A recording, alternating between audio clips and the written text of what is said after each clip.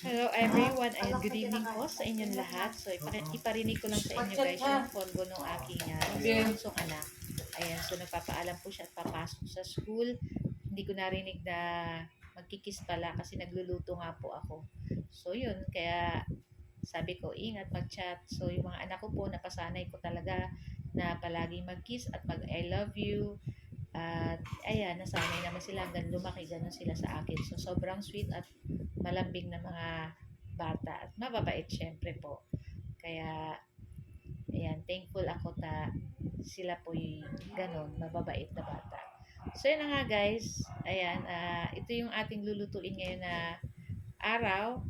Dahil Saturday po, so magluluto po ako ng pork sinigang ribs and magluluto rin tayo ng liver steak saka ang tawag niyan, lumpiang gulay. So meron tayong prito, meron tayong sabaw, meron din tayong may soy sauce na liver steak. Ayan. So nakapalambot na po tayo ng ating pork ribs at syempre nasangka pa na rin po natin iyan. So pag malambot na guys, saka tayo naglalagay ng nitong ating gulay last. So lutuin lang natin ng ilang minuto.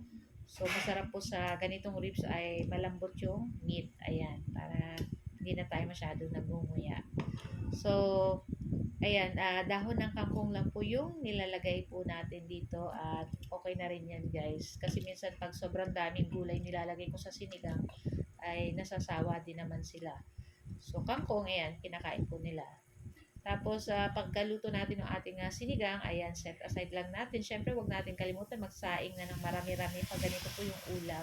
So, nagluluto po talaga ako is maramihan para guys hanggang dinner na. So, hindi na ako nagluluto pag gabi at init-init na lang tayo. Pero minsan pag yun nga, nasarapan at konti yung natira, ayan, nagdadagdag na lang tayo ng kung ano yung pwedeng madagdag pag gabi.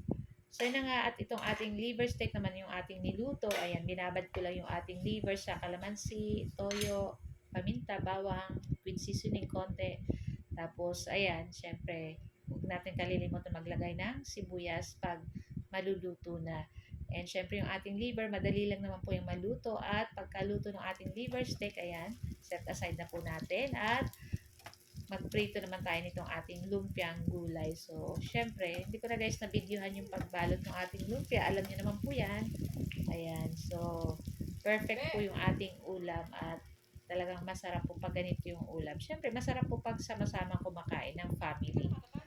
So, pagkaluto na itong ating lumpia, ganito guys, na brown-brown na, pwede na natin yan hanguin. And syempre, huwag natin kalimutan gumamit ng paper towel para yung oil po ay hindi po natin makain. And syempre, pag nagluluto po ako ng ganito, luto naman na po yung loob, kaya hindi ko na siya masyadong dinidip fry.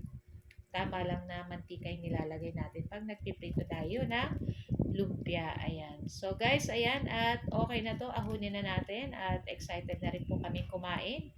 At ito lang po ang ating video today at sana po ay nag-enjoy kayo. Huwag niyo po sanang kalimutan mag-like, comment at pa-share po ng ating video. At sana po sa mga hindi pa naka-follow, mag-follow na po kayo guys. So guys, thank you for watching. Kain na! Happy tummy everyone. Super yummy nito. See you next video. Ciao. Bye.